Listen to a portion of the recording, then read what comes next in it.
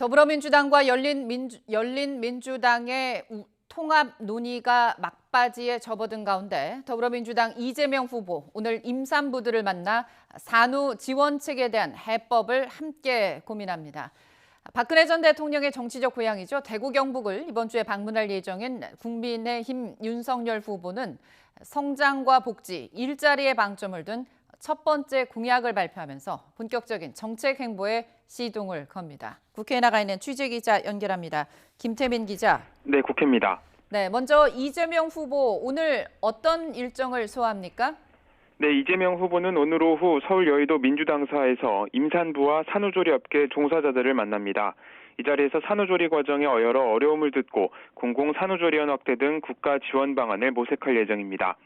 이에 앞서 이 후보는 오늘 아침 방송사와의 대담 인터뷰를 통해 박근혜 전 대통령 사면 등 최근 여러 현안에 대한 입장을 밝혔습니다. 이 후보는 박 전 대통령 사면은 어쩔 수 없는 측면을 이해해야 한다며 건강 문제를 많이 고려하지 않았을까 싶다고 말했습니다.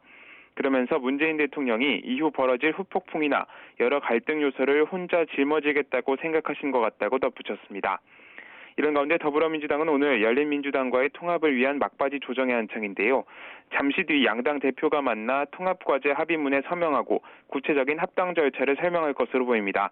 이에 따라 이르면 이번 주 여권 통합 작업이 마무리될 전망인 가운데 대권 판도에 어떤 영향을 미칠지 주목됩니다. 네, 윤석열 후보는 본격적인 정책 행보에 시동을 건다고요? 네, 윤석열 후보는 최근 빚어진 선대위 내부 혼란을 수습하면서 주요 공약 시리즈 첫 번째 순서로 성장과 복지, 일자리 대책을 내놓습니다. 잠시 뒤 서울 여의도 국민의힘 당사에서 직접 정책 비전과 실행 계획을 공개할 예정인데요. 현 정부 정책을 비판하면서 성장과 복지, 일자리의 선순환 구조를 만들겠다는 의지를 강조할 것으로 보입니다. 특히 코로나 사태를 거치면서 국가 경제 성장과 저소득층 복지, 청년층 일자리 문제가 최대화도로 떠오른 만큼 후보가 직접 나서 이 문제를 챙기겠다는 메시지를 전달하는 데 주력할 전망입니다. 이처럼 윤 후보가 본격적인 정책 행보에 시동을 걸면서 기존 정책과 차별화되고 더욱 선명한 이른바 윤석열표 정책이 나올지 주목됩니다. 이런 가운데 윤 후보는 이번 주 대구 경북 방문을 통해 보수층 유권자와의 접점을 늘려갑니다. 특히 이틀 전 박근혜 전 대통령에 대한 전격적인 사면 결정이 이루어지면서 이에 대해 윤 후보가 대구, 경북에서 어떤 입장을 내놓을지 최대 관심으로 떠오르고 있는데요.